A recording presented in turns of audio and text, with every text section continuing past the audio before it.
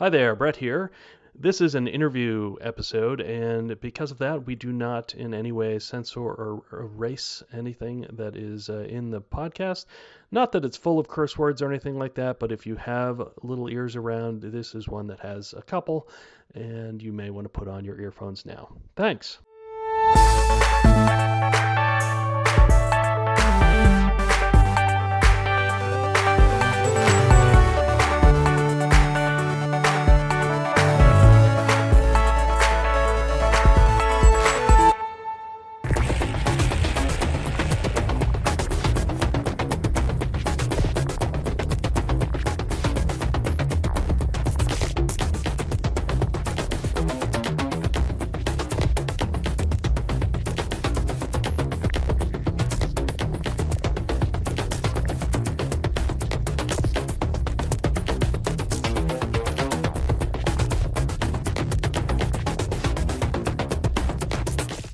Hello, and welcome back to Dev Game Club, a weekly podcast in which two veteran game developers look at games from the past to discuss their relevance and impact today.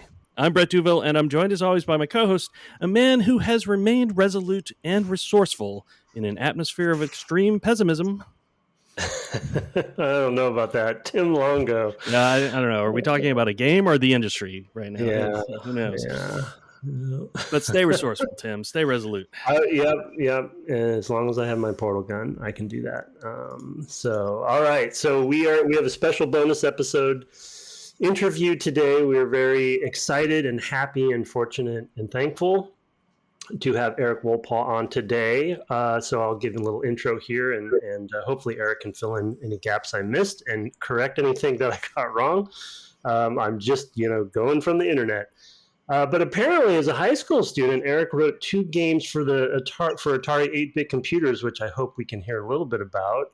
That's very interesting to find out.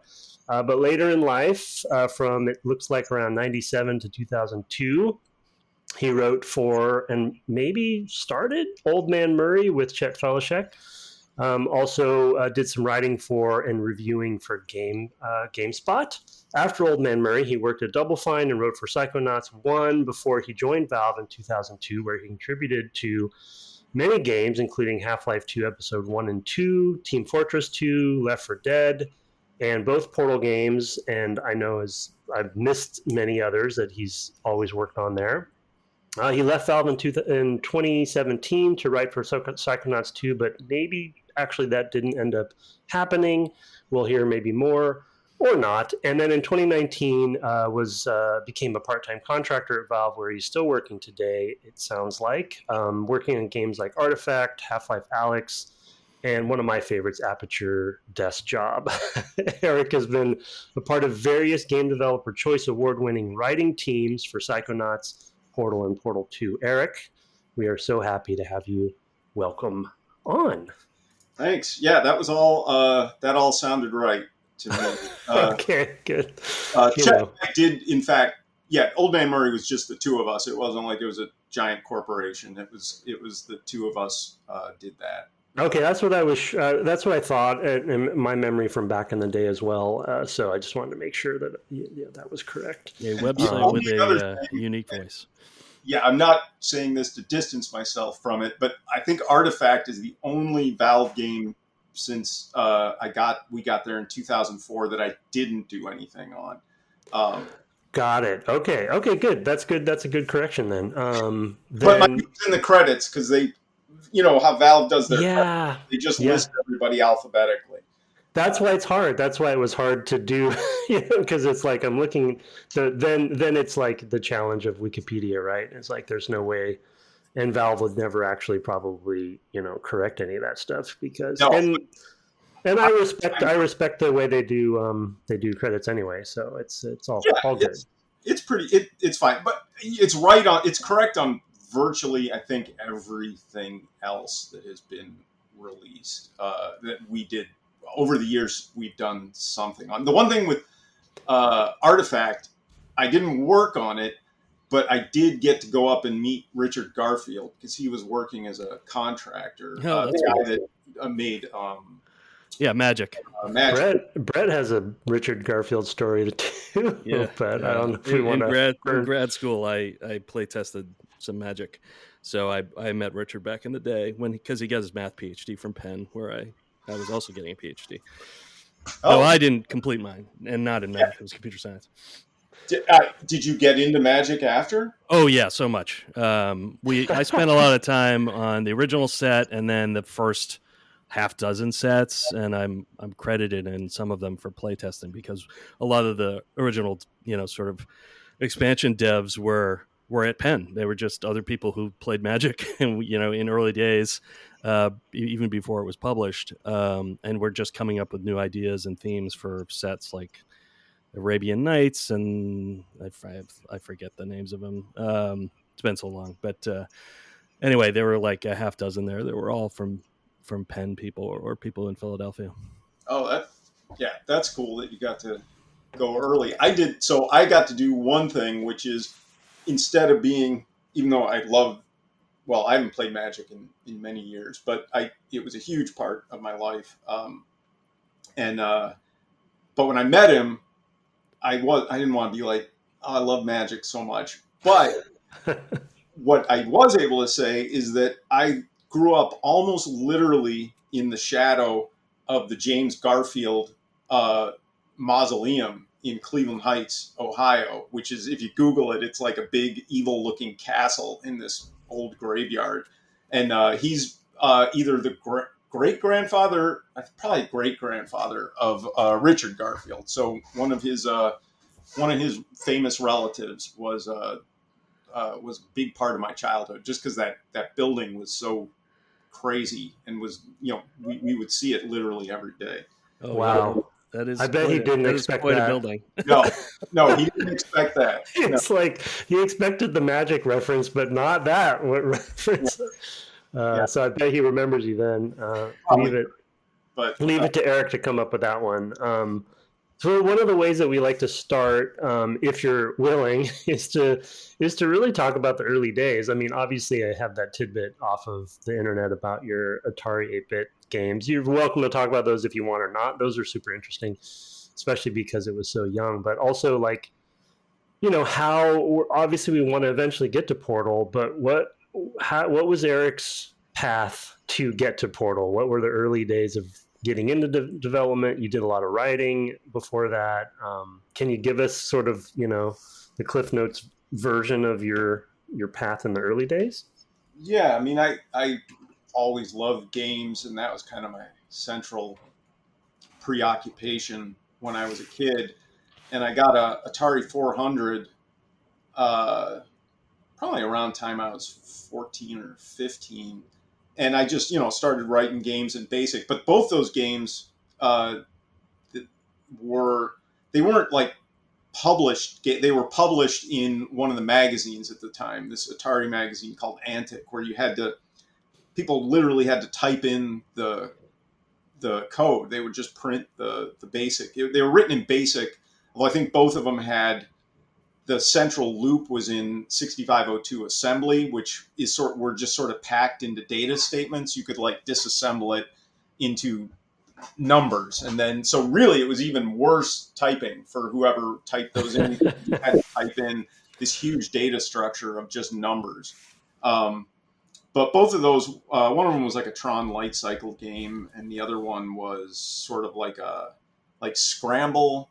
Either you guys remember the old arcade? It was side scroll. It's kind of like Defender, I guess. Mm-hmm. Yeah, I remember it. And I remember typing those programs in myself. So yeah, those were. I mean, I loved reading those magazines, but I never typed one in. I was never so desperate to type one in. Partly because there was, at the time, piracy. I don't even think was looked upon as anything.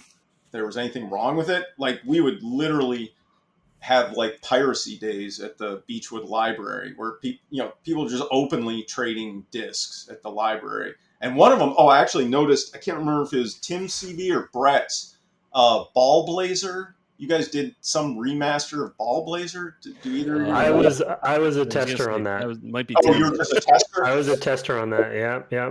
Well, maybe people remake. Yeah, it was like a modernization, right, of it. Right, but it was a infamous act of piracy because it came out on the pirate scene like I want to say 8-9 months before it ever was actually released, like a fully functioning version of it. So everybody had it in Oh the no. entire world before it came out. It was a really good game. It was that and Rescue on Fractalus. Both came out at the same time. Yeah. They were both Lucas games, except the version of Rescue on Fractalus that came out had the title Behind Jaggy Lines. I guess they renamed it, but To avoid or, those are both yeah, right. but they were both, as far as I can tell, finished. It wasn't one of these things like the Half-Life 2 release, that leaked, where it's kind of like cobbled together and not really. They were finished games. They just worked.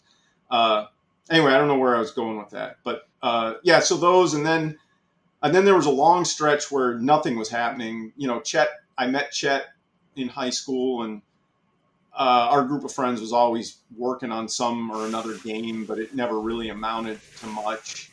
Um, and we started writing about games with Old Man Murray, and that kind of caught on, and that led to writing for GameSpot. Basically, anything that was around in the late '90s, I think I ended up writing for any of the magazines or the big websites. And one of my editors at GameSpot knew Tim because they were both in San Francisco, Schaefer. And Tim was looking for someone who could do like some light gameplay programming, but also help him write, which is both of those things I could do. So I flew out to San Francisco and met with Tim, and we hit it off. And that's how I worked on Psychonauts. And then I got sick. I had ulcerative colitis, and I wasn't feeling real well. And so the schedule on Psychonauts was very brutal, even for the game industry. Yeah, we remember. Yeah, it was like we had a lot of friends on that. It would be like these, like 36-hour sprints, because you would. I don't know if you guys have been in this situation. You probably have. Microsoft, who was the publisher, expected these builds to arrive on like a 6-week schedule, but shipping these builds to Microsoft was like shipping. It was like shipping every 6 weeks. And so, yeah, you'd all be sitting around for a long, you'd have to sit there and everybody works until you have this working build. So you'd be, on the 18th hour of this shift, everybody's testing and you're just hoping that a bug doesn't come up. So somebody has to fix the bug and you have to start all over again testing. And you hope to friggin' God that the bug isn't yours if you're a programmer, because you have to somehow think straight enough to fix it. And then do it anyway. And I was sick as well. Those are the worst times. It was. I was you were really useless. I'm useless after 8 hours. Honestly, at my age, it's more like 6. In terms of being able to do the focus and programming work to untangle a bug, especially knowing how a game like Psychonauts is put together, just from personal anecdotes and friends. I was like, oh my God, hearing that, I'm starting to get the shakes of just how brutal that must have been. So at some point, I was just like, I've had it. I feel terrible. And I did I don't actually know what a nervous breakdown is, but this would probably be as close as I've ever had, because I basically just disappeared one day. I just stopped coming into work. And for a little while, I didn't even know why. I didn't tell my wife. I just pretended like I was going to work. She was working as a public health nurse in San Francisco. And it wasn't like we absolutely, had to. I could have just told her, because she would have been happy to leave San Francisco as well. So that went on for a couple of weeks. And finally then I told her, and I talked to Tim and officially was like, I got to go. I can't do this anymore. And then she started graduate school. We moved to Minnesota. And then a few months after that, Chet and I got mail from Gabe Newell, the guy that owns Valve, and he was like, he had been a fan of Old Man Murray, and we had talked to Valve sometimes. You know, they emailed us and back and forth, and we just had sort of a kind of a line of communication with people at Valve from Old Man Murray. He was like, we're looking for some writers. Do you want to come down and talk to the team? And we did, and this was like September of 2004. And they hired us, and we started at Valve about 2 weeks after Half-Life 2 shipped. And then that was basically where I stayed till today. You know, it was my 20th anniversary, more or less, being at Valve, last November then. Wow. So everything else happened after that. And, you know, Psychonauts hadn't actually come out. I don't know when it came out at some point after I was at Valve and we were on Portal. Yeah, I would say it came out in 2005. Yeah, it went through a lot. Yeah. No, I mean, thanks for sharing that story, because I do, it actually does come up a lot, crunch and kind of the development cycle. And I think the audience is interested in hearing about that stuff, because we don't, as developers, we don't talk about it enough, and it is a cautionary tale. You know, I know you're not trying to call anyone out or anything. It's just like the reality of it oftentimes is really rough on developers. And I think we're just trying, especially for the podcast, for our interviews, we're just trying to bring some of the humanity to what we do as well. So, because most of our listeners are players as well. So, you know, maybe not always developers. So I think it's good to bring it up. So thanks for doing that. It sounds rough. It was rough, and I've said it before, I think Tim hates it when I talk about it, but their culture is, you know, I think game development culture in many cases has changed. And it wasn't Tim's fault. No. He had to keep this company going. I can't even imagine the stress he was under if I was under a lot of stress. Mm-hmm. Crunch it's weird. I'm probably going to get in trouble for saying, I don't think crunch is good, and that crunch was bad. There is something to be said, though, that for putting great things come from great effort. Now, if you're a cog, if you're making the air conditioning units on, you know, quadrant 4 of the next GTA game, and you're working 36 hours a week, it's got to suck. If you have ownership over what you're doing, there is kind of a motivation to just get that extra hour in. So it sort of depends where you are. Like, is this your personal project, or are you just a cog in a machine? Mm-hmm. You know, I think crunch, almost in all cases, that's like more than a year out, is just awful. There is, maybe this is a dirty secret, but a lot of people I've talked to who work on games feel this way. Crunch in the last month or two is kind of exhilarating, when you can kind of see the finish line and you're all working together to try and get this thing done. There's a sense of camaraderie there that I've experienced that I actually enjoy. I just don't want to do it for too long. Yeah. And every bit of effort at that point, you can see the results on screen, right? And that's kind of not necessarily the case a year out. A year out, you're still trying to lay down track, you know, or keep building the plane, as they say, right? Yeah, it's just endless despair. It's like, I forget I can't remember the guy's name. One of the guys from Platinum had I guess, is it a metaphor? I guess for it, where it's like most of game development, you're just drowning underwater, and every once in a while your head breaks the water and you get to gulp some air, and it feels great, and then you're back underwater again. And it's just, everything just looks so awful until it's finally good. But as you guys know, you get better at making the game you're making. So by the end, everybody's like firing on all cylinders, even though you might be tired or whatever. Like, you're really good at making this game that you're making. So, you know, an hour at the end of development is like equal to a week at the beginning of development. Yeah. That's a great point. Yeah. Yeah. I feel like it's a clarity thing. Crunch is definitely a universal term now that is, I think, oversimplified too much, to your point.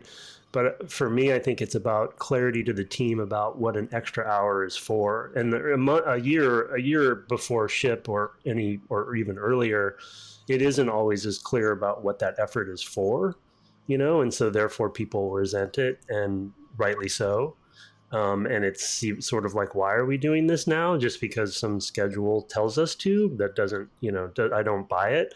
But like you said, as you're shipping, and as Brett said, the clarity about what any extra effort is, as long as it's healthy and as long as people can do it, to your point, as long as you are feeling okay. Yeah, but yeah, it's a complicated topic for us. And it becomes extra complicated for me because Double Fine being a slightly different um, situation, but post that, my experience is all Valve, which Yeah, again, you have more ownership over the things you're doing and a little bit more autonomy. So I know that saying that some of the crunch is your own decision can be misleading because there can be other factors pushing you to keep working. But it is, because it's not top down, for better and worse, or worse, you really feel ownership. I feel like almost everybody on any team at Valve feels a lot of ownership over what they're doing, rather than that's key. like they're, again, a cog in a machine. Yeah, yeah, that would be definitely key then, and we definitely strive to do the same thing ourselves these days. Yeah, so not we don't have to necessarily go too deeply into that transition, from one place to Valve. It is a bit of a black box, and we're not trying to. This isn't a gotcha podcast where we're trying to get any sort of scoops or anything. Literally the opposite. But so for you, ownership sounds like was a big deal. That was an interesting transition. Did you go straight on to Half-Life episode 1 and 2 at that point, and other things, or when they hired you, did they know what they needed you for? Sort of. They were working on this thing called the SFM, which still sort of exists, which was Source Filmmaker, and they wanted to have some. They were going to make some movies with it and do different things, and they wanted Chet and I to work on those, which sounded fine. I mean, exciting to work at Valve, but both of our hearts were more in the game space. And so after a little while of working there and not really even knowing, just assuming we were going to get fired and not being super productive and not knowing what we were going to do, we both eventually started doing some work on episode 1, which had started up at the time. But everything was being worked on that would eventually ship in the orange box right around the time we started. We started 2 weeks after Half-Life 2 shipped, so there was kind of a decompression time in there where there wasn't a whole lot going on. Mm-hmm. But once Team Fortress, Portal, and episode 1 all started ramping up, Chet kind of broke off and worked on a lot of episode 1 stuff with Mark Laidlaw. And then Chet and I sort of broke off and started doing Team Fortress, and then they hooked me up with the Portal kids, and I started working on that. So I can't remember exactly how long I bet we were there a good, I don't know, I want to say maybe even as long as 7 or 8 months before we really did anything. We were just sort of, again, like I said, sitting around assuming we were going to get fired at some point. Yeah, I don't know. It's just it sounds, we have some mutual friends that work there now, and it just sounds like, we're never quite sure what happens there. So, okay, so that's awesome. So it sounds like from a writing development perspective, you actually were working on multiple things at once during the Portal days. Is that true? Yeah, I mean, we were still poking around at some SFM stuff, but not much. And then, yeah, I was working on Portal. Chet and I, like I said, Chet and I were doing Team Fortress, and Chet and Mark were doing episode 1.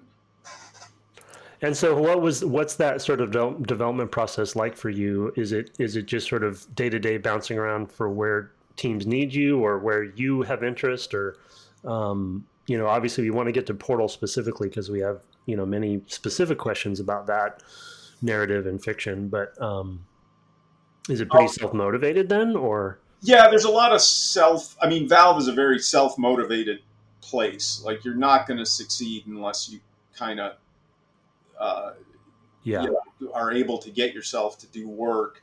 But when you really look at it, Portal ended up being a lot of work, but there isn't that much actual dialogue in it. So there was enough time for us to do the Team Fortress stuff, Chet and I. And it's been so long now that it's kind of hard to remember the day to day. But I'm assuming some days we would work on Team Fortress, and some days I'd work on Portal, or he'd have something to do on episode 1. And it was mainly just being in contact with the teams. And again, stuff was a lot smaller then. Valve was, I think, maybe 70 people at that time. And so, you just keep in contact with the team and see what they need. If you do an hour meeting every few times a week, you can get a pretty good sense of where things are at and what might be coming up that you're going to be needed for. It's a pretty constant thing, though, in all my 20 years. When I eventually paired up with Jay Pinkerton, who's been my writing partner since we hired him like a year after Portal shipped. We're almost always on multiple projects, just because you bounce around. We're not designing the game. One thing you guys are designers, but one sad truth I discovered from actually working with good designers is that even though I've spent my whole life playing games and I think about games, it doesn't make me a good designer. Eventually had to admit I'm not like a natural born good game designer. So our job is to kind of take the design and try and come up with a story that fits the gameplay and enhances the experience of playing the game, gives it some personality, helps you get through it. I've said before that it's like the person who composes the score in the movie. You're not going to the movie to listen to the score, but the score, if it's gone, you notice it. It's there to enhance the experience of watching the movie, and hearing the story. So anyway, so it's pretty typical at Valve that we're working on multiple things at once, just sort of bouncing around. Even during Portal 2, we were still doing, Jay and I were still doing as much work as that was. We were still doing Team Fortress the whole time as well. Right. Yeah. Yeah. And that was also during the transition for Valve, where more live multiplayer games were happening too, where I know, that there's a different kind of writing, but it's also kind of constant because there's always something happening there. Yeah. So yeah, that was a great segue from sort of like the narrative and design collaboration that maybe happened on Portal. And that analogy is great as far as like the music composition for a film. But one thing that obviously we talked about on the podcast that when we played the game that struck us, back when we played it when it came out, we were both at LucasArts at the time, I believe, and then playing it again, this just recently, is the setting and the tone, the coming from Norbacular Drop, there was already the known mechanic and sort of revelation of the gameplay. And I know obviously Kim and the team and everybody associated with that came over, that was kind of a known thing. But the setting and the tone and the writing also makes it. I mean, I think it's great to say that you're amplifying the game design, but also one of the most memorable things about Portal, and I mentioned this when we talked about it last week, it is a very cohesive experience. So no one discipline stands out and overshadows the others. And I think it's such a good game because everything works together so well. But the writing and the tone was a surprise. It was memorable. And, even just setting it in Aperture, can you talk about sort of like how some of that stuff, maybe it was just organic creative process and just sort of came out of, the ether, but what was it like once you have the mechanic, such a strong mechanic, coming up with the fiction? Yeah. Some of this, again, because I don't even know how many years ago. It's almost 20 years ago now. But I think I have still a picture in my head of happened is, they had all these puzzles, and they were like, we need something, some kind of story, because people are getting a little bit fatigued just solving the puzzles, and we need something, some personality to this thing. And I think at that point it had already been decided, mainly for just reasons of practicality, that it would be using Half-Life assets. So it would be set in the Half-Life universe, because otherwise there's a whole bunch of art direction and art creation that's, a whole extra level of that's going to have to be done. So the look of it was kind of there, and the puzzles were there, and I sat with the narbacular drop kids, and we thought about it, and I was like, well, let me mess around with some stuff, and I used a text to speech program to just put in some gags at the beginning and end of the levels, just to kind of be like, well, okay, if people get this, let's see, does this change anything? Not thinking that this would be it. We were talking about extra characters and all sorts of stuff. And it turned out these little bumper, what turned into GLaDOS announcements, were pretty popular. And they were actually getting the job done, it seemed like. And then at some point, one of us, or all of us collectively, had the insight that, why are we trying to come up with some sort of, Bowser villain or something? It's a puzzle game. You're navigating the environment. The environment is your enemy. So what if the environment just had a voice? And so that's kind of how that happened. And there was always this built into their track, and somewhere in their head, this, you break out more or less at the point you break out in the game, where you escape that fire pit, and you go behind the scenes. And it was sort of a natural extension to be like, okay, well, so what do we do now? If we've had these announcements, what happens after that? And again, it wasn't, it was a fairly straightforward insight to be like, oh, well, what if the announcements were actually someone who was watching you, who was in charge, and now, you're coming after them and they're getting a little bit nervous. And that was, once we had that insight, and you have the aha moments when you're solving portal puzzles, and then I'm sure you guys are familiar with the aha moments while you're designing the game, and you're like, why did it take us 6 months to come to this, what appears to be a pretty obvious solution to this problem? And once we had that, it was just it was a matter of finishing the game, writing it all, casting, GLaDOS, and just polishing, basically. Yeah. No, I mean, it does make sense.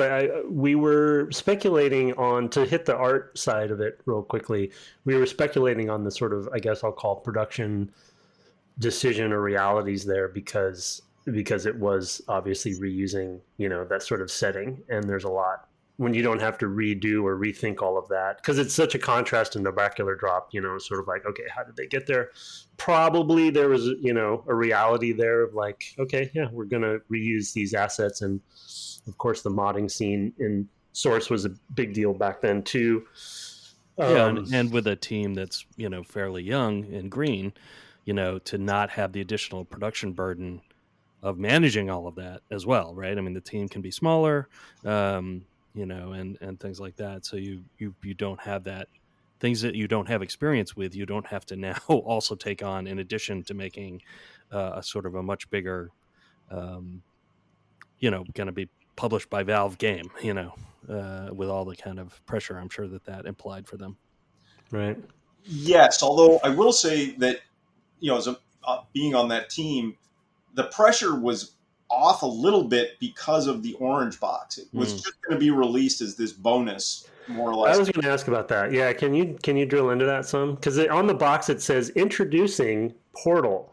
It's sort of like, so it's a funny surprise. Yeah, it's I can't remember the exact chain of decisions that led to all these games being released in one sort of value pack thing. But it was, Portal was the smallest of the games. It was the one that wasn't known. Team Fortress and Half-Life both had, people knew about them and were excited to see the next iteration. But nobody knew Portal. And it was such a small, even for back then when you could make a game with less people, it was I think it was 6 of the Narbacular Drop kids and me, basically. So 7 people isn't a lot to make even a Portal size game. So I don't think anybody, they knew it would be shippable, I think, but because also the company was so small, everybody was so busy trying to do this crazy thing of shipping these 3 games together, all on in the same package. People weren't paying that much attention to what we were doing, so it wasn't entirely clear till very late in development when some other Valve people started playing it. They're like, "Whoa, like this is pretty good." But the plan all along was, here's this bonus thing, that you guess what, you're getting this for free, so don't complain. Much like I talked about those hardware demos, and then it just turned out, better than people expected. And then I think even then it wasn't clear the kind of reception it was actually going to get once it came out. So I don't think anybody could have expected it. Yeah. But that's why. So the pressure, I can't speak for Kim and the rest of those guys, but the pressure was oddly not that high because there was no expectation, really, and we were mostly entertaining ourselves. That's great. No, that makes sense. You wouldn't know this, but we've had the luxury of having many interviews over the course of the years on the podcast, and I would say that it's not an uncommon story as far as like the quote unquote under the radar game, and then it kind of, and because we're trying to play these games that have been influential, right, on our medium. Like examples, Brett, you'll think of some others, but one that comes to mind is the story of Fallout 1. We had they were we had Tim and Aaron, Leonard and and Tim on, and they talked about sort of, Fallout was a similar thing. It's like kind of like people, it was off the radar, and then it sort of surprised people. Even the game we worked on was a little off the radar. That was for us. That was a strategic choice by Darren Stinnett, who was our project lead at the time, at the beginning of the project, where it was like, I want it. And literally you guys, because I wasn't on the team at that time, you were in like a hidden away part of the building. Like you were literally out of sight. Keep us under the radar. Yeah, to keep under the radar as long as possible until it was like, now that we have something, now give us the resources we need to make all the art or whatever. And that tends to lead to success because you don't have that constant daily pressure of, for example, putting together a disc literally to ship to Microsoft, Yeah, well, and we didn't have that.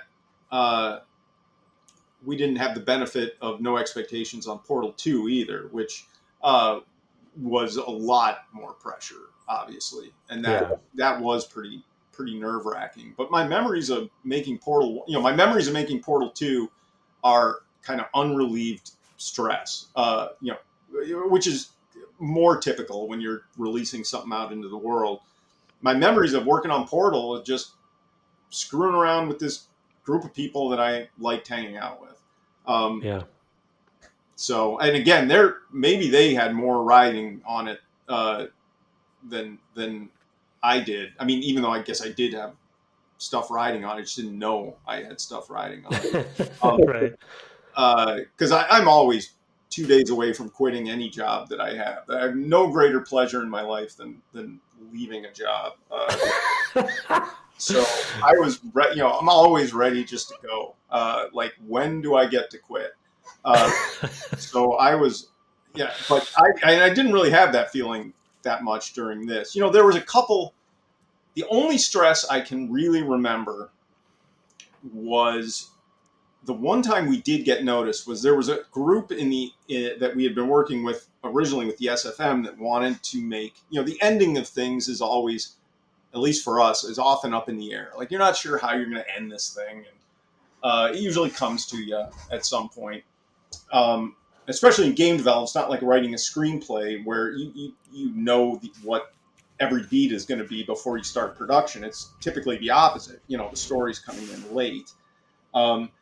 And there was a group that was pushing to do this. They were going to come in and help, and there was going to be this big action set piece at the end, badass, going to Zen somehow and fight. Oh, no, what? Yeah, and I remember Kim and I were like, no. And Kim and I had decided we wanted to end with the song because she had seen Jonathan Colton, and we were sitting around. We were like, man, wouldn't it be great if, and we had already cast Ellen, and we knew she was a trained operatic. I don't know. Is she soprano? I don't know. Anyway, trained operatic singer. And we were like, wouldn't it be cool if she sang a song? And we got Jonathan Colton to write it. And the people we told about it, the best responses we got were like, okay, okay. The worst response, I'll never forget this, was a couple of the SFM guys, and one of them who had Gabe's ear at the time, even though it's a flat management structure, there's people with more and less, I don't know, clout, who knows. So he was basically the guy that was on the team that hired us originally. He took him and one of the other SFM guys took me out to dinner at a place in Kirkland, a seafood place that I think is gone now. I think it was called the Crab Cracker. And sat me down, and they were like, wow. You can't put this song in the game. It's going to destroy your career. It's going to destroy the game. You can't do it. And, at the time, I was like, wow. Because you guys work on anything you work on, you think it sucks more or less until either it's out and it's proven that it sucks, or it turns out that it's okay. And I'm like, man, what the hell? Luckily, the guy in charge was kind of one of Val's few notorious imbeciles. So I was starting to realize that. And so somehow, I don't know why I had the intestinal. I think Kim helped. Kim helped talk me off the ledge. And we just kept it in. But this was it was like an intervention, basically. Yeah, when they take you out to dinner, something's up. Yeah. So anyway, I guess, the unknown sweetest outcome of Portal was proving this guy wrong. And he almost destroyed the song at the end of Portal. Because I was sort of like, oh man, maybe this is... And this was actually before, in his defense, even though I don't know why I'm defending him. Just an idiot. The song, I think at the time, Jonathan had not delivered the song yet. In the face of the actual song, it would be hard to say no, because it was pretty catchy. Yeah, the song makes its own argument. No. Pretty catchy. Catchy. What are you talking about? It was probably the most memorable video game song in history. Way better than it had any expectation. Not right, but way better than we. We thought it'd probably be pretty good because we liked the stuff he was doing, but it turned out way better. Anyway, I think. You know what? I'm just going to go ahead and say he had heard the song and still turned it down. It makes it a better story. But it's possible he didn't. Well, it's amazing. That story is so amazing because it is one of those... obviously, we had no idea. It's just one of those, like, what-if moments. Or it's like, can you imagine Portal without the song? That's just mind-boggling. These two guys apparently could very easily imagine it without the song. In fact, they could not imagine it with the song. Yeah. So, I wonder what they were. We don't have to get into too depth, but I'm trying to wonder what they were worried about. I guess it was just because it wasn't like the quote unquote Half-Life 2 kind of ending. Is that what it was? And they're like, no, it can't be quirky. It can't end on. They wanted some action, basically. Yeah, that was basically it. Yeah. He wanted to get his stink on it, and his stink was some idiotic action. Not that I'm against. I love action, but not for this. We had already. The tone was set. I'm not even really sure. Like, it wasn't like the rest of the game wasn't there. We had a tone, and we had like. I don't know. I It would have, yeah, exactly. It's almost like maybe, I don't know if you had played the game, but it's sort of like, it would have stood out. It would have stood out with some sort of action ending. It wouldn't have made sense. Yeah. As a failure of imagination to not be able to see like the tone and how this thing fits with that tone, right? I mean, that's just a failure of, I don't know. Yeah, it was critical thinking. I don't know, literary criticism. I don't know what I would call it, but it's just like the ability to look and say, no, this goes with that, right? As is really all it is. It's like, and this other thing I want doesn't go with that. Is kind of a, I don't know. It's a leap that I think people blind themselves to because they close off. They're not open, to the possibilities. And again, the stakes were low. It didn't matter if this didn't quite work, even though, again, we were pretty confident, we being the team, but Kim and I think specifically, pretty confident at that point in what the tone of this was going to be, and that the song would fit perfectly with the tone. Even if the song hadn't turned out to be as good as it was, it still would have fit the tone. And Jonathan obviously understood the tone. So anyway, it was the one real moment that sticks out in my mind of kind of like that stomach churning stress, but also, I mean, leading to, the biggest I told you so moment maybe of my life. So that probably stress. Yeah, and this isn't me humble bragging or anything, but I've been at those sorts of dinners before. I'll just say, on past projects where it's like somebody's taking you out to dinner because there's some conversation that's going to happen, and it's like, oh, they're just the worst. And again, all this stuff is subjective. It's very difficult to objectively prove that this is the correct thing. Yeah, but there's a point where, and again, those guys were young. I was not as young, but we were all pretty, raw. This was, the first, even though I was working on these other games, this would be the first game that I really could say, take like co-authorship of, like making a really important contribution to. So, it's subjective, and I keep defending this guy. This guy was wrong. Everyone's guessing. Yeah, no, and they're coming from their own backgrounds. But to Brett's point, there's an instinct, I think, a creative instinct there, and connection that you really have to listen to, or you have to really let the creators and the owners of the game do their thing. Oh, yeah, the team, not insert yourself. Yeah, that was actually the point I was trying to make, is we've been thinking about it all day, every day for long. Like, yes, you can get too close to something that you can't understand what's good, but we were all pretty, for being not knowing what we were doing, we were also all pretty confident, which I know isn't always a good sign either, but we were confident because we felt like it was actually turning out okay. Mm-hmm. So anyway, and the stakes were low. Like, let's do the interesting thing instead of the dumb thing. Yeah. No, that's great. That's great. I think that's a great development kind of lesson as well, which we always are looking for these as well.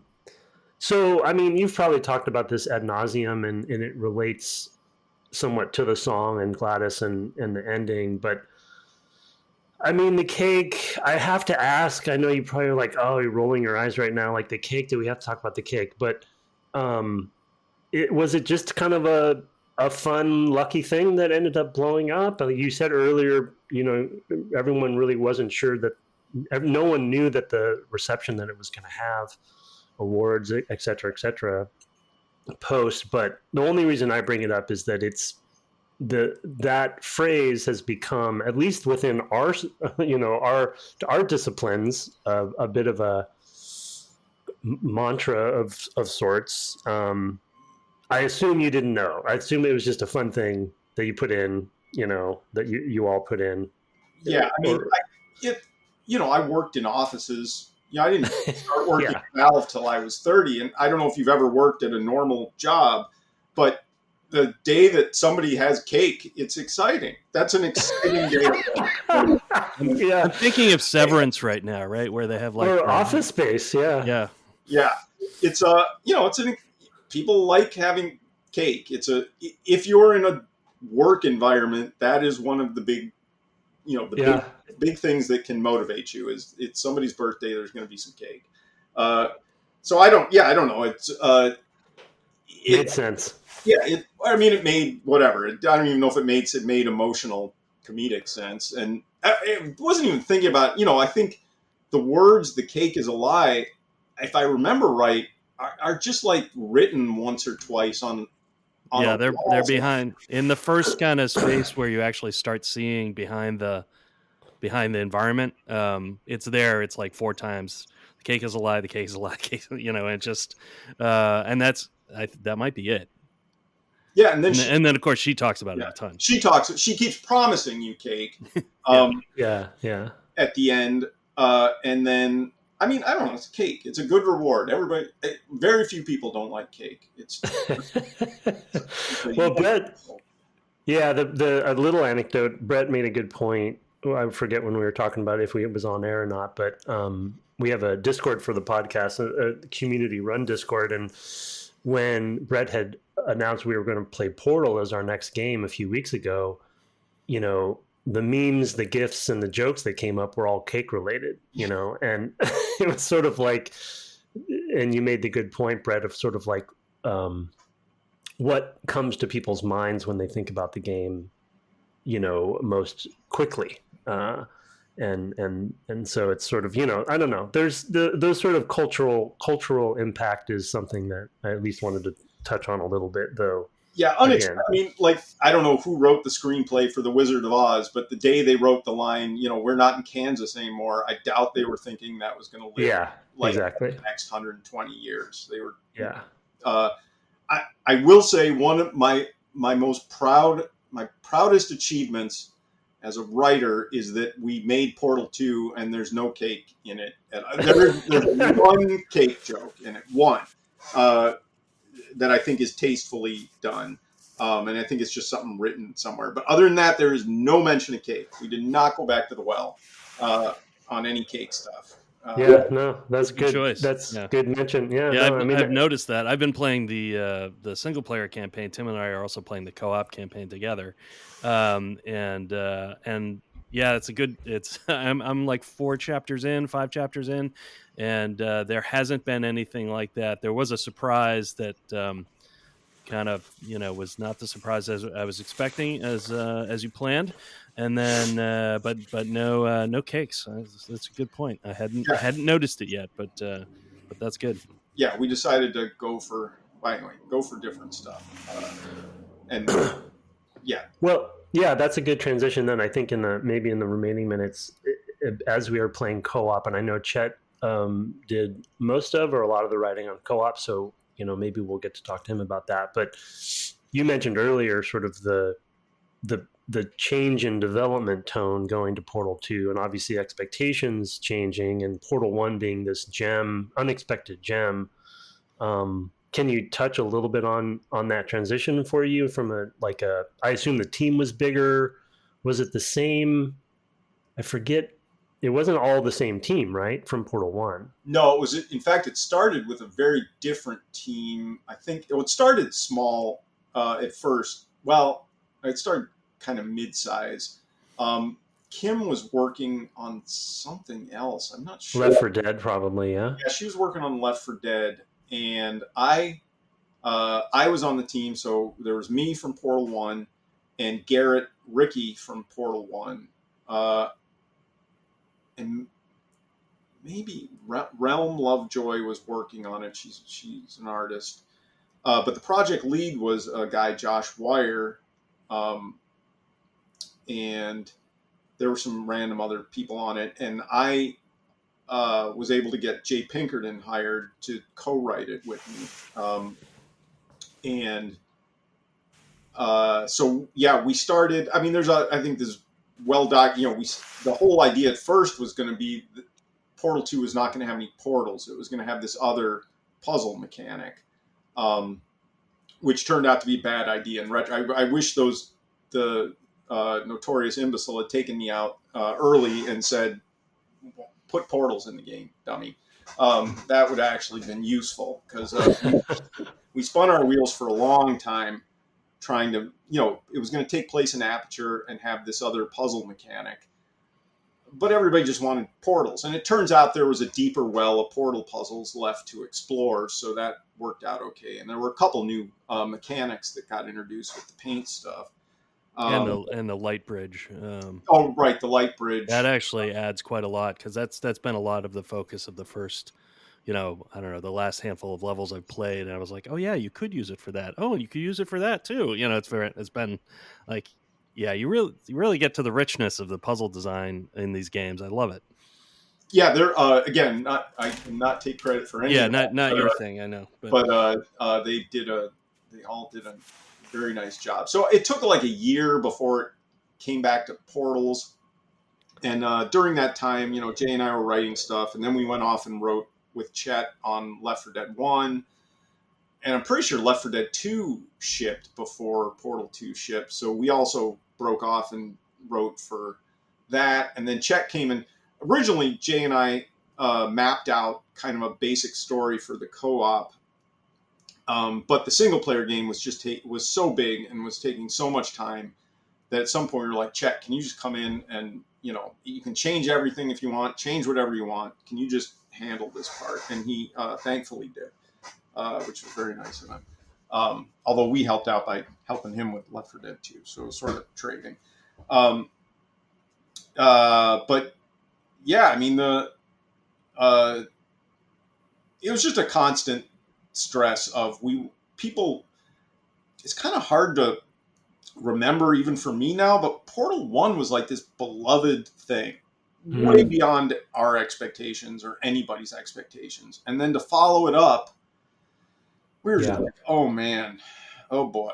But eventually you're just like, we just got to do it. We're going to make a good game that we think is good, and that's what we can do. And we're just going to do it. Like, don't even think about the impact it's going to have. I mean, this all seems pretty obvious. This is not a profound insight, but it's just like, we're just going to do the best that we can. Like, we still had jokes to tell. We still had, we could introduce new characters. We had a story idea that eventually coalesced.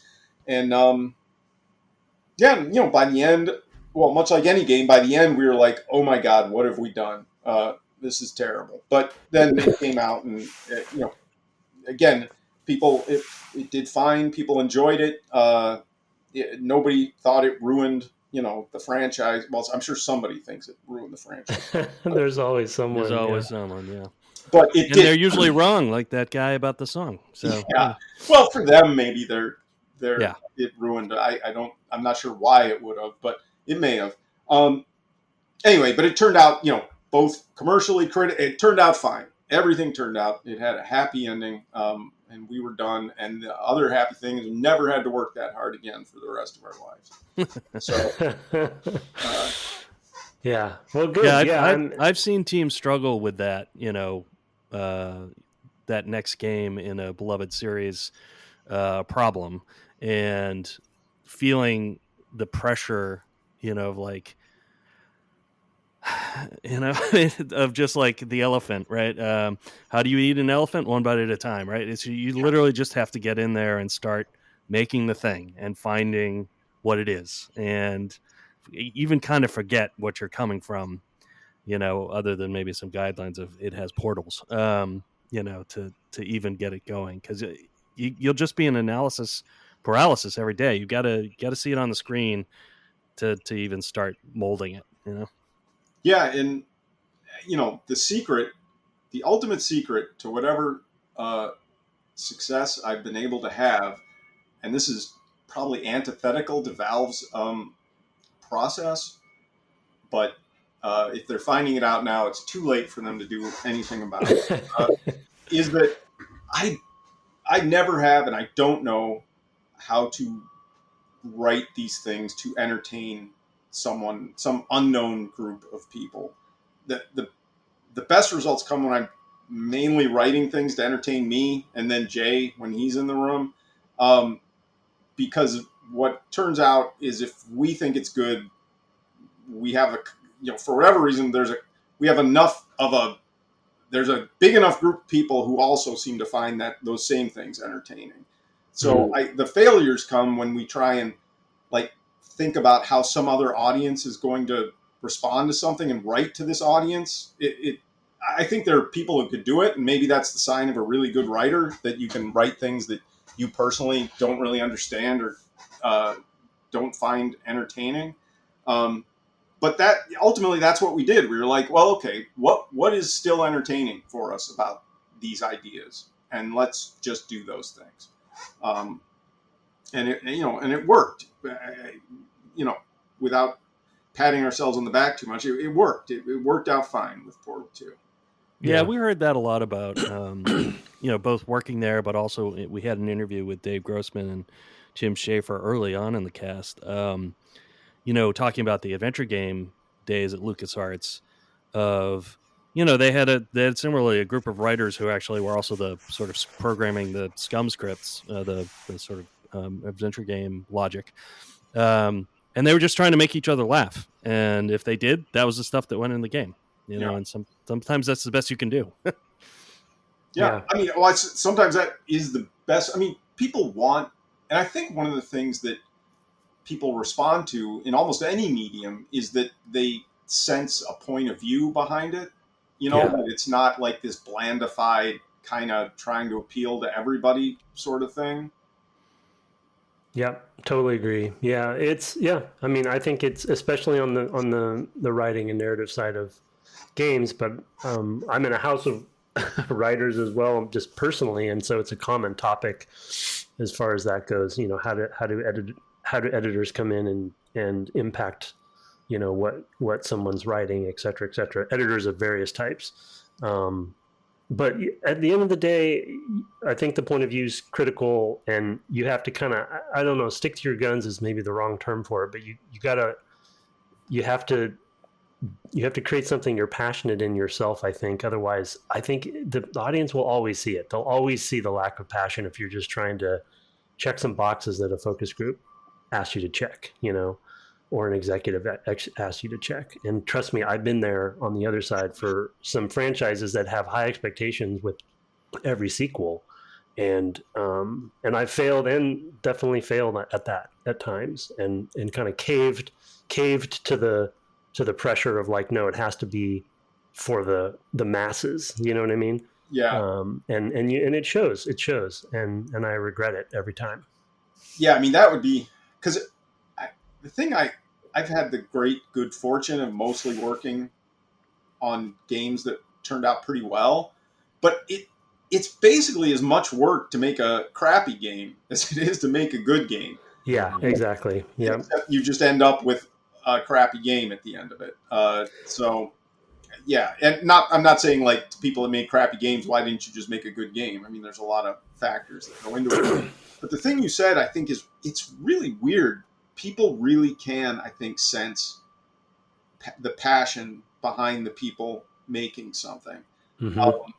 And I can tell you that I've never experienced kind of level of give a damn as I did across the board on Portal 2. People were so invested in making that game. Yeah. And trying to squeeze every last idea they had into the thing. Yeah, it was again a very stressful, long, difficult experience, but very rewarding in every way that it's possible to be rewarded. Very I'm thrilled that we were able to make it. Again, it was Portal 1 was kind of like we had fun, but we, it was all weirdly easy. Now, again, you may get Kim on. She's like, I don't know what Wolpaw's talking about. Like, Yeah, but the under the radar and the unexpectedness of it totally makes sense. Yeah, we're sort of like, yeah, we're doing a thing, and then And oh my also gosh, Portal. yeah. So it makes sense. But the fact that Portal 2 did turn out as well as it did, I think for us as developers and in the industry was also just a magical thing too, because we know how hard it is to make a sequel that does live up and in some ways exceeds expectations from and I don't want to say anomaly, but like I said, an unexpected gem from the first one. So kudos to the team and you on that. Yeah, so I think we're winding down. I did want to mention Aperture Desk Job just because I mentioned it in pre-show and that I'm a nerd about it. It's that Erik worked on, and for anyone who does have a Steam Deck, I assume you can't play it unless you're on a Steam Deck. It must. I think you can download it on Steam. Okay, Just it play it. might be weird, but It's free. So the worst that'll happen is you download it and you can't play it. yeah, fair enough. And Yeah, give it a shot. I think it works. It uses, it's designed to show off different stuff about the Steam Deck. It's that was a huge amount of fun. Like very little stress, huge amount of fun to work on that as well. Again, these little, I was saying before we started the podcast, I would love to just do those for the rest of my life. These half-hour fun experiences that you know, don't have a ton of expectations on them. Although someday I can't do a podcast not mentioning, I would love to still make Portal 3 before I'm too old, but we'll see. I will say we would also love that. I think everyone would, yeah. So good luck with that. Yeah, well, talk about expectations. Are you sure you want to make Portal 3? Well, it's been so long now that because unlike I think the legendary Half-Life 3, there might be expectations, but we don't have a story to sew up. We can do that's fair. Yeah, like you could do something new. Yeah, there's no cliffhanger that we're supposed to. There's no questions left to be answered, so we can kind of go whatever direction we want. Yeah, that's fair. In fact, you should probably. One thing I would recommend, and I know I'm an outsider, I haven't been on the team, but I would keep the portals. Yeah.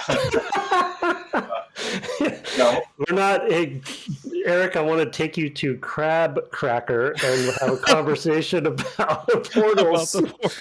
I don't know if it was Tim. You live in Seattle, right? Yeah, I'll look it up. Yeah, I think it's gone. It is gone now because down. I don't know. Do you go to the east side much? Have you been to Kirkland? No, I used to work over there, but yeah, sometimes I still do. So Kirkland, downtown Kirkland is over the last 6 or 7 years. I think has been completely remade. It's completely different. Yeah. Yeah, and I think that this place is no longer there. And I don't know for sure that Crab Cracker was definitely a seafood restaurant in the Bellevue Kirkland area, but I'm not sure if that was the one. It may have been. It works though. It's the perfect name for that story. It's still around. It has moved because I guess when they redid that area, it moved the locations. It's now in Park Place Center and changed their name. So they're the same business, but they moved. So there you go. Oh, why'd they change their name? It was Crab Cracker is it is a good name. Crab Cracker. It'd be a good name for an item in your new game or something. Pretty fun. Just take it. Yeah, it's probably a boss in that there was recently a crab adventure game. Oh, another crab's. Another crab's treasure, right? Another crab. Those guys put all that effort into that game, and it did okay. And then they made that Quickie Peak game, and they've all made $300 million. Yeah, Peak's good. Peak's fun. My son plays it. I have not played. I looked at it. It looks fun. Well, all right, Erik. I want to thank you so much. This has been a blast. And absolutely, maybe sometime we'll take you out to the Crab Cracker. It was fun. I like. I guess I like talking about myself. It was fun. Celebrate. Yeah, sure. Okay, talk about yourself, but I think celebrate what you've done. Celebrate the games. Yeah, that's why we're on here, and talk about some of the hard times too. So I think that's healthy. Yeah, it's not all easy. In fact, I know we're trying to wrap up. People I'm sure you guys get the same thing. You tell people you work in the games industry, and they're like, "Oh, my son wants to do that, or my daughter wants to do that." I'm always like, "Man, I don't know if they really want to do that." Yeah, do they? It's No, that job. First thing I say too. Yeah, be careful. Yeah. Yeah, I mean, it's a good job if you work at Valve or if you make, you do your own thing and make Peak. But I'm not really sure if working at, I mean, I guess I shouldn't mention anyone because they're probably a Steam partner, but Random Game Company is actually good. Like, I love all the Souls games, all the From Software games. They make so many games and they're so big. I'm like, is working at FromSoft like just the worst job ever? Is it awful? I have no idea. I mean, I don't know, but a lot of these jobs are just crappy and don't actually pay that well. Yeah, I'm ending on this very sour note, but I'm not sure it's just make your own game like you guys did. Start your own thing. Yeah, that comes with its challenges as well. Yeah. But yeah, I think it goes back to some of the themes you talked about, is that ownership is important, and I don't mean company ownership, but just creative ownership. So, I think all of us have been happiest when we've been able to have some of that integrated into our day-to-day work. So, if you are thinking about getting in the industry and listening to this, try to orchestrate that for yourself as much as you can, and make some games. You got to get your hands dirty. Go ahead and get in there, and actually, you can just do it starting today. Whoever you are out there listening, you don't need to go work at a big company. More than ever before. Games. So. Yeah, really more than ever before. I don't know if you guys have messed around with like Cursor, like it'll write half the game for you, and then you kind of just put your special spice on top of it. It's one of those AI coder things. My son's been using it, and it's insane how much. It's a touchy subject there. Yeah, right. It's terrible, but it is quite a tool. I mean, I don't think it's a replacement for really knowing what you're doing, because you get stuck, and I come and look at it because I know a little bit, but yeah, it's like having your own personal. Anyway, you guys don't like it. I'm still talking about it. So. No, we know it's the future. We're just grappling with it. I think it'll have a role to play. We're just still all of us are still trying to figure out what that is. I think. Yeah. Oh, I figured it out. So if you're fair enough. Right. All right. Well, thank you so much, Eric. Yeah. And, we've really enjoyed revisiting your games. All right. Talk to you guys.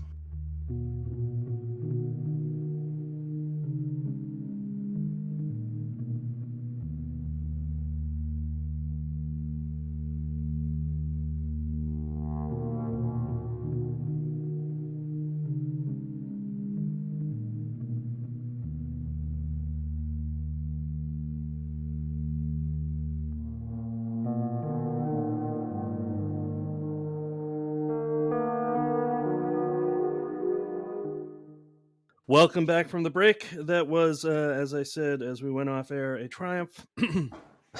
Really good. Eric is one of those who got the assignment. Sometimes we have the interviews and they feel a little, I don't know how to describe it, but he's sort of like, yeah, we're just devs talking to devs, and he was very just like comfortable talking that way, I guess. Yeah. Is all I really mean, is that he just kind of jumped right in and just was like, you know how it is, and we were just kind of in having a conversation like we would have, I don't know, at a bar at GDC or something like that. So super, super cool. Yeah, it was some good insights too into just the realities and processes of things too. Yeah. Like you said, and burnout. Yeah. Mm-hmm. Yeah. So it's as a person who's had that myself, I definitely feel it. So yeah, me too. And I think again, that's why I was trying to encourage him, and not for him not to worry too much about bringing some of that stuff up. It's just like I think most people assume making video games is all fun and games or something, and as he mentioned, and it's it's like anything else, and we just need to talk about that stuff and be open about it. So yeah. And the other part of the sort of crunch conversation on the sort of like the hidden secret of like, well, when you're at the end, actually you kind of like it, is also a truth. I mean, even though it can be exhausting, like he said, it's also exhilarating. It's it's kind of our gift, right? The artist. I mean, none of this is. We don't need this to live. This is not shelter or food, or whatever, or oxygen. This is art. It's optional. I mean, I think it enriches us, but it's still optional. And that's part of our gift, especially towards the end. And it's not a gift if somebody takes it and makes us do it. It's a gift when we do it ourselves. Yeah. The crunch. Yeah. We could talk on and on about for a long time about the crunch and how. Yeah. But I'm just glad that he felt free enough to talk about it, and some good stories just about especially the contrast between Portal 1 and 2. So yeah, really, really interesting. Sorry if you're hearing some background noise. I've got behind the scenes. We are recording at a time where some lawn work is happening next door.